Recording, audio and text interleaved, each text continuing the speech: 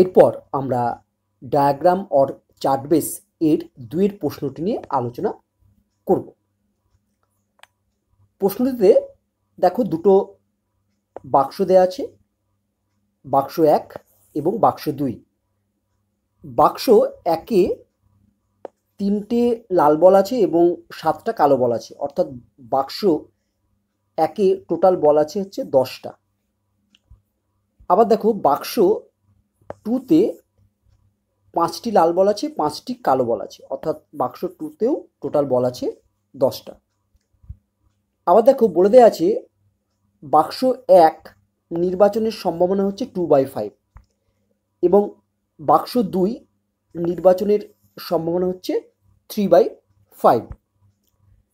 এই যে ব্যক্তি আছে, এই ব্যক্তিটির নাম হচ্ছে অর্ক। চলো এবার আমরা প্রশ্নটি পড়ি। না, বাক্স দুটির কোনো একটি থেকে অর্ক একটি বল তুলল।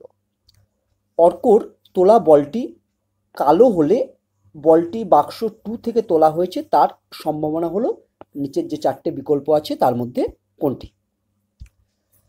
আমরা বাক্স 1-কে নাম দিলাম এ বাক্স, অর্থাৎ বক্স এ, আর বাক্স 2-কে নাম দিলাম বক্স বি। তাহলে বক্স এ নির্বাচনের সম্ভাবনা অর্থাৎ P of A equal two হবে 2/5, একইভাবে পি অফ বি হবে 3/5। তাহলে আমরা লিখতে পারবো যে অ্যান্সারে কি না, P of A equal to হচ্ছে 2/5 আর P of B equal to হচ্ছে 3/5। এরপর আমরা ধরে নেব যে অর্কর তোলা বলটি কালো হওয়ার ঘটনা হচ্ছে ডাব্লু। তাহলে আমরা ধরে নিই যে অর্কর তোলা বলটি কালো হওয়ার ঘটনা হচ্ছে ডাব্লু। তাহলে আমরা এবার নির্বাচন করব।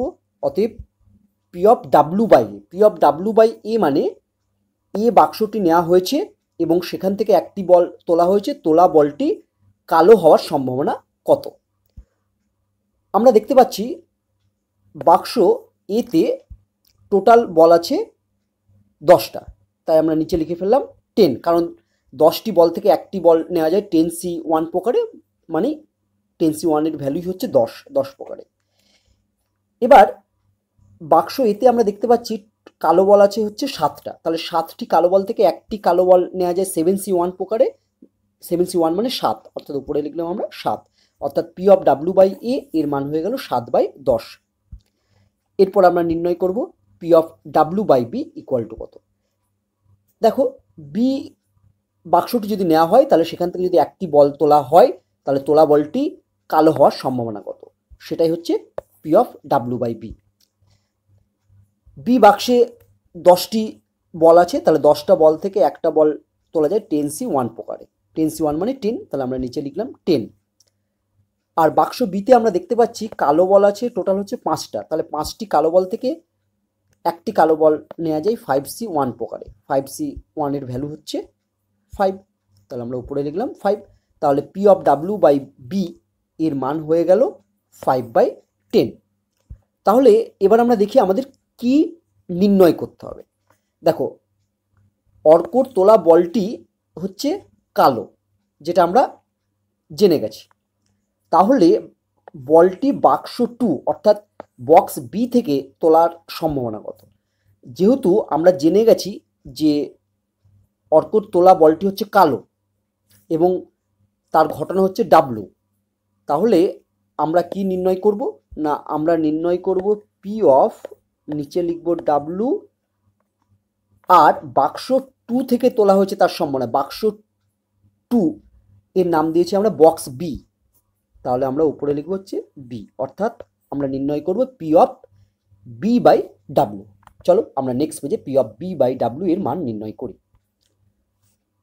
অতএব P of B by W এর ফর্মুলা হচ্ছে আমরা আগেই জেনেছি, P of B intersection W by P of W.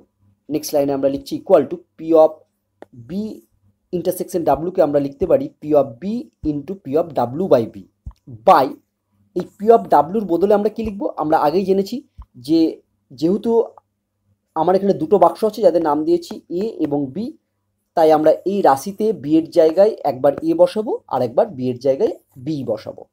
দিয়ে নিচে লিখবো এবং তাদের মাঝে যোগ চিহ্ন দেবো। তাহলে আমাদের নিচে হবে, দেখো প্রথমে হবে কত না পি অফ এ, মানে বি এর জায়গায় এ বসালে into P of W by A, plus B এর জায়গায় বি বসালে আমরা পাবো P of B into P of W by B. Next line আমরা লিখবো ইকুয়াল টু। এবার দেখো এদের মানগুলো সব আমরা আগেই নির্ণয় করে ফেলেছি, দেখো এখানে সব মানগুলো আমার নির্ণয় করা আছে, এই মানগুলোই আমরা ওখানে বসিয়ে দেব। তাহলে আমরা যদি মানগুলো বসাই তাহলে আমরা পাবো দেখো এত বাই এত, আমরা জাস্ট মানগুলো বসিয়ে দিলাম। এবার তোমরা তোমাদের মতো ক্যালকুলেশন করবে। দেখো আমি কিভাবে ক্যালকুলেশন করছি। যেহেতু এখানে দেখতে পাচ্ছি প্রত্যেকটি সংখ্যার নিচে 5 ইন্টু 10 মানে 50 আছে, 5 ইন্টু 10, অর্থাৎ আমরা সব সংখ্যার নিচ থেকে 5 ইন্টু 10 বাদ দিয়ে দেবো। তাহলে আমরা লিখবো ইকুয়াল টু, তাহলে ওপরে পড়ে থাকবে কত 3 ইন্টু 5, 3 ইন্টু 5 মানেই হচ্ছে 15, বাই নিচে প্রথমে পড়ে থাকছে 2 ইন্টু 7 মানে হচ্ছে 14, প্লাস 3 ইন্টু 5 মানে 15। তাহলে আমরা নেক্সট লাইন লিখছি ইকুয়াল টু 15 বাই 29, এই 15 বাই 29 হলোই আমার অ্যান্সার। তাহলে চলো দেখি সঠিক উত্তর কোনটি। তাহলে দেখো আমার সঠিক উত্তর হলো এ, 15 বাই 29, অর্থাৎ 15/29।